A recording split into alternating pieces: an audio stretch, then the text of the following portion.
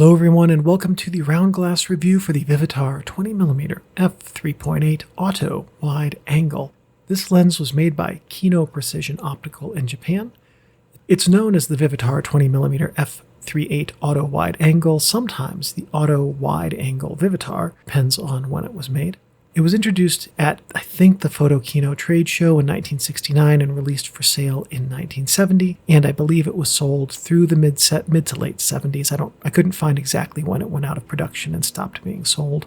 Typical 20mm lens uses include landscapes, cityscapes, and architecture, but this lens is of limited to no use for all of those except landscapes, which it can do well. However, this lens offers something that most ultra-wide lenses do not: exceptional close focus. This lens is amazing as a general use lens and a very close-up lens.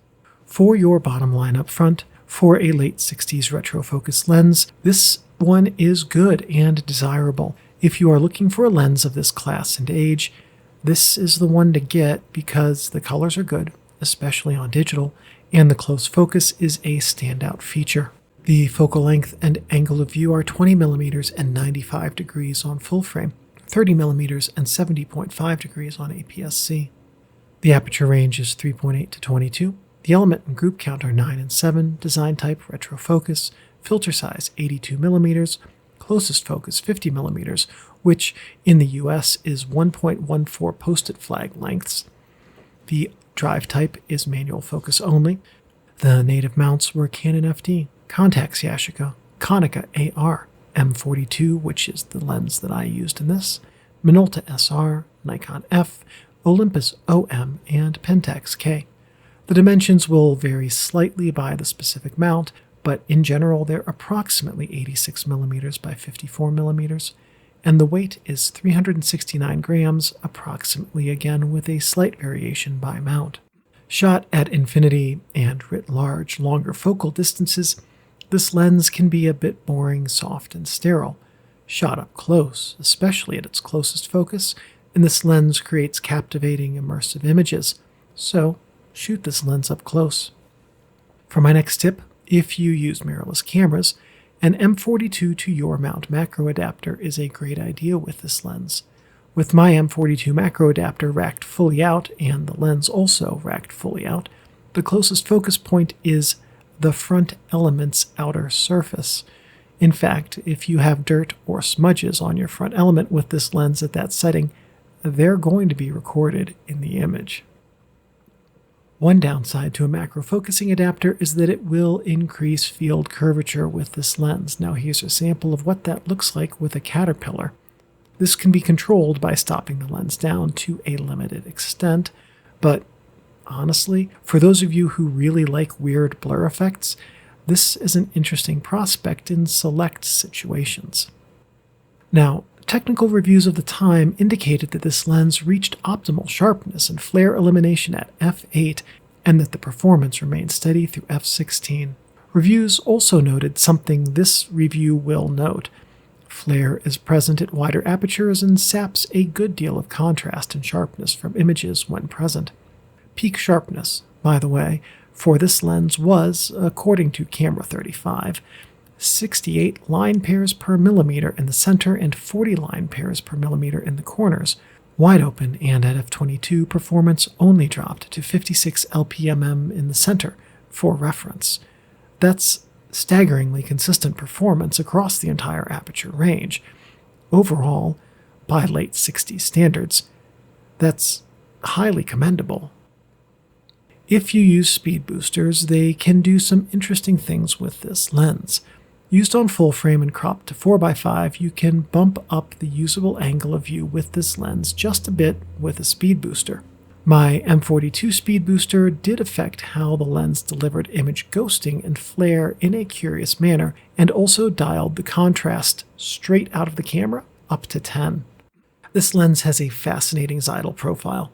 Usually, when something blurs, when the dot on the test chart blurs, that blur points away from the image center, which, yes, is true with most of the dots on this lens.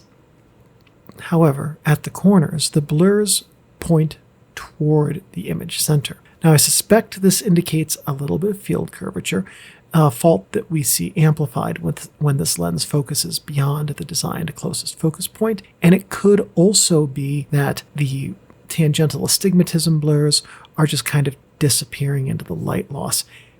It was hard to discern that, but it didn't necessarily look that way. And part of that is, in addition to the blurs pointing in the top right, pointing toward the center of the image, they're two-pronged. So what this appears to indicate is that this lens has two planes of tangential astigmatism that cross at a somewhat shallow angle. One plane points toward the image center, and the other somewhat to the side. This blur profile does not appear to be coma mixed in with astigmatism, as blur from coma and astigmatism mixing together tend to look like a hammerhead shark swimming toward the image center.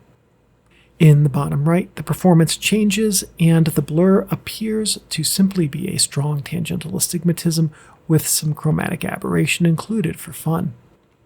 The other two corners behave approximately the same way as their diagonal counterparts. So what all this means in practical application is that, wide open, this lens will deliver some intense blurry area characteristics. We're going to round out this section with two shots of lights, the first with close lights in the lens at infinity focus, and the second with the same lights in the lens at closest focus. What this tells us is that the lens has some slight overcorrection of spherical aberration, visible in the strong perimeter highlights of the blurry lights in the second shot. But this overcorrection isn't uniform and affects the side of the light nearer the image center more strongly than the side away from the image center, an effect that strengthens as the lights move away from the image center. Here's another retrofocus for the design library. This is fairly typical late 60s design with a set of dramatically negative elements up front and a large block of glass in the middle. If you've seen the 28mm f3.5 showdown video from late 2023, we saw two major design types represented, air-gapped and solid block retrofocus. Neither had a clear image quality benefit, but the air-gapped designs had some weight benefits. This lens, to that latter point, is quite heavy, at least for its size. As one quick note, only one design of this lens exists, and it comes from a Vivitar ad. The ad does not indicate the aperture placement, but looking at this lens, there's only one place that it could go.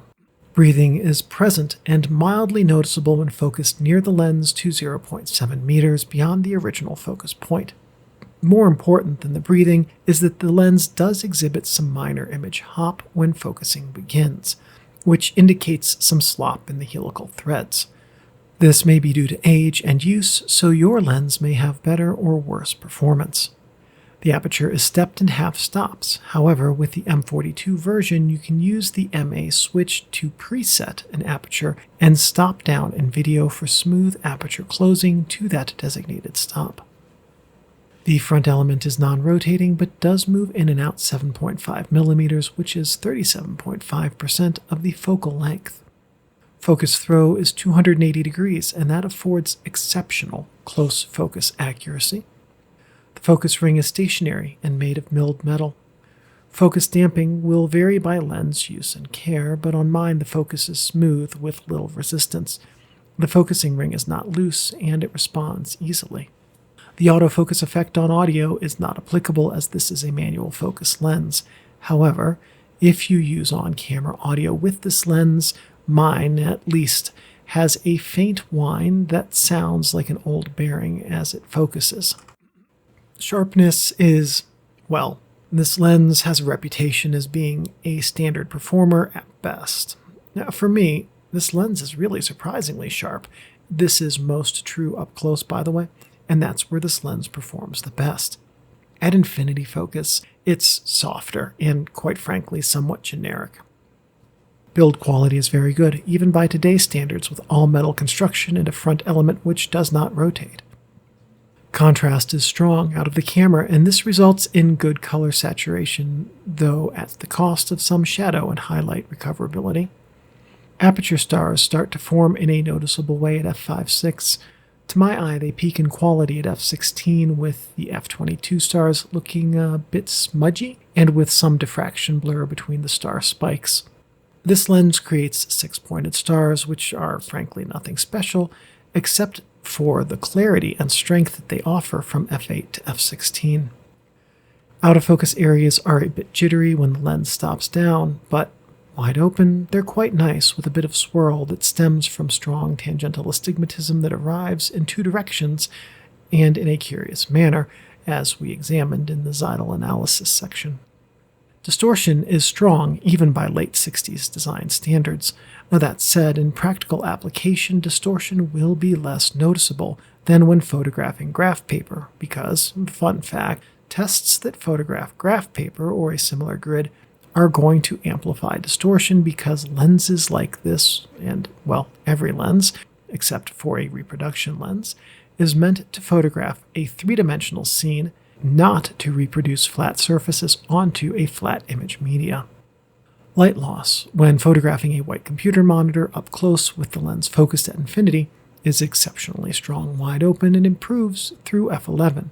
From f16 to f22, light loss creeps back into the scenes. In practical use, light loss is apparent to f8, then gone at f11 through f22. This real-world test likely indicates that the smaller apertures affect camera metering, which throws off the exposure and amplifies the appearance of light loss. Honestly, as a photographic tool, the light loss through f5.6 can add a nice character to images, though wide open, light loss does travel with exceptional softness. Flare and ghosting tend to travel together when flare occurs. The flare that this lens delivers is strong, veiling flare at the wide aperture, but stopping down, as the 1970s tests indicated, that eliminates veiling flare, though it does not really reduce ghosting. Ghosting changes dramatically over the aperture range, as this test shows. Wide open, ghosts and a circular rainbow are visible with strong light immediately outside of the frame. The rainbow disappears by f5.6 and through f22. The difference in ghosting comes down to the shapes cast by the aperture on the internal surfaces, and then the diffraction-related rainbow flare that appears at f16, peaking at f22. As a personal aesthetic perspective, while the ghosting this lens delivers is not unattractive by ghosting standards, it does interfere with the overall image and should be avoided if possible. Balance with cameras is fine with all but the lightest cameras. The size, shape, and weight on this lens don't make it feel too front-heavy on anything. This is a lens I lumped into the same category as the Lentar 21mm and Sigma 18mm that I reviewed in the last year or so. I had exactly zero interest in working with this lens until I used it the first time. I was surprised after my first outing how well it performed, how versatile it was for photography, and also how much I enjoyed the photos it delivered. Of the 60s-era ultrawides I've so far reviewed, this will be the first that I miss using after I sell it. I want to put into perspective how this lens performs. I recently bought the Viltrox 20mm f2.8, a brand new lens that has the benefit of 6 decades of lens design improvements versus this lens. The Vivitar is so much better than the Viltrox in the limited tests I've done of the Viltrox so far that I honestly just want to send the Viltrox back. This Vivitar is, if you like the image character, such a standout lens even today that it's worth finding it if you like ultra-wide lenses, quirky old lenses, and good all-purpose lenses that can focus on very close subjects. Here is, I think, the best thing I can say about an old lens like this. It works great on film cameras today. It works just as well on digital. Embrace the way it renders scenes, and honestly, the Vivitar 20mm f3.8 will probably never let you down.